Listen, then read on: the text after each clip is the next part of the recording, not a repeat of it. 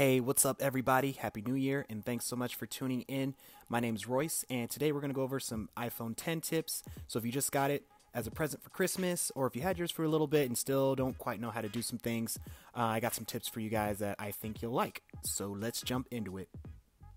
So let's first talk about a quicker way to activate the app switcher. So right now if you swipe up and hold, it takes a little bit for the apps to pop up. But if you swipe up and over to the right, the apps come up a little bit faster. See, I'll do it again. Swipe up and hold, wait a little bit, they'll show up. But if you swipe up and over to the right, they pop up a little bit quicker, saving you some extra time during your precious app switching. And another quick way to switch between apps is if you do a sliding gesture at the bottom of the screen. So if you swipe right at the bottom, it'll take you to your last used app. And if you keep swiping, you'll see it'll cycle through all your apps. You can go back the other way as well by swiping left. And yeah, so you can see it's just a quick way to access your most recently used apps. Now, a little thing to keep in mind is if you swipe right to get to an app and then you interact with it, it now becomes your most recently used app. So if you swipe left to get back to the app you were before, it's not going to be there. You have to swipe right to get to it. And then if I interact with this, same thing. It's now my currently used app. So if I swipe left, it's not going to be there. I now have to swipe right. So it's just something to keep in mind because it's really confusing if you don't know what's going on.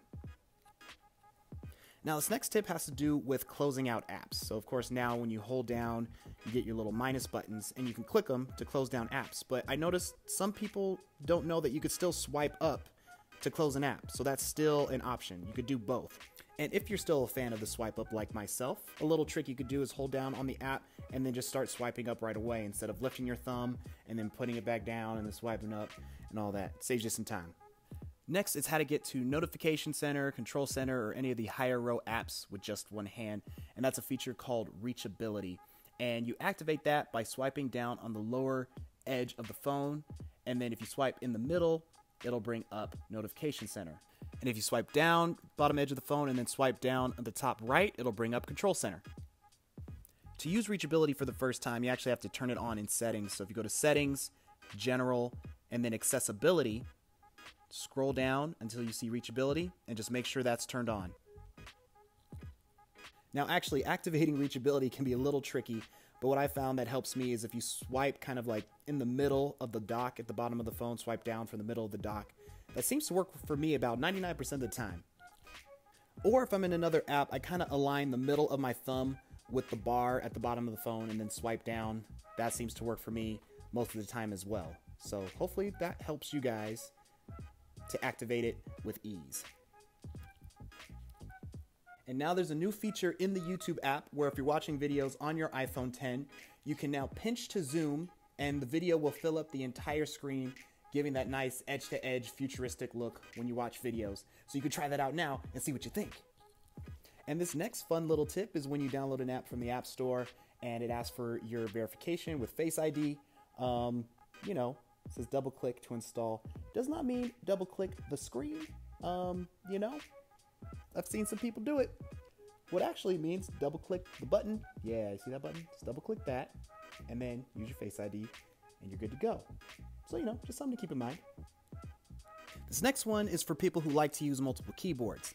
I don't know if you noticed, but on the bottom, that globe, which you use to switch keyboards, is now persistent at the bottom of the screen.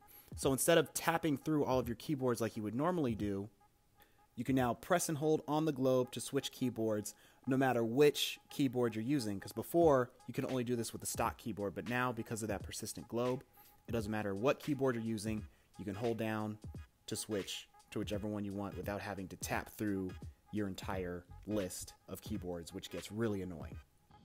And a little Animoji trick is after you're done recording, you can swap faces and check the other Animojis before you send it. Haha, yeah, cool, that's tight. And a little Animoji trick is after you're done recording, you can swap faces and check the other Animojis before you send it. Haha, yeah, cool, that's tight.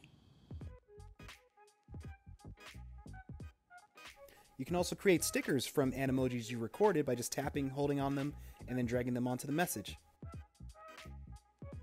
And now to force restart your phone, you have to quickly tap the top, bottom, and then the side button. And then when you click the side button, hold that down for, I believe, 10 to 15 seconds. Or what I do is I just hold it down, wait, even when the screen goes black, still hold it down, wait for it, wait, yep, when you see the app logo, then you can let go. This next tip really isn't iPhone 10 specific, it's more of an iOS 11 thing. But when you access Control Center, most people don't know these kind of bottom rows under the volume and brightness. These can be customized. And you can do that by going to Settings, and then Control Center, Customize Controls.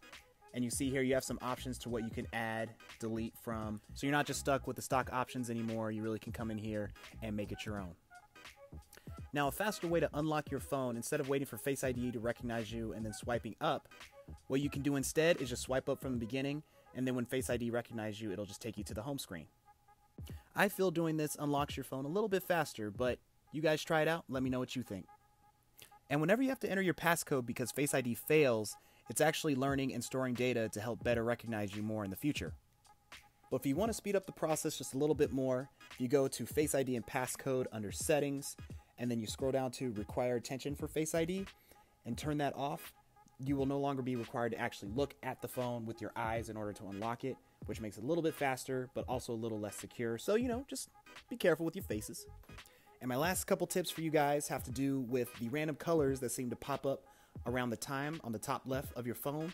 If it's blue, that means an app is actively using your location or you're using your hotspot. Green means you're on a call, and if you tap the time, it'll take you back to the conversation that you were having. And red means either you're recording sound or you're recording your screen. And if you're recording your screen, instead of swiping down and going into Control Center to stop recording, you can stop it just by tapping on the time. And that's it. Those are all the tips I have for you guys today for the iPhone 10. Hopefully they will be helpful to you. And if you ever forget any, you can come on back, watch this video. I'll leave some timestamps in the description so you guys can come back exactly to the point that you need. And yeah, if you like this video, please like it and subscribe. And I will see you guys whenever I make another video. Peace out.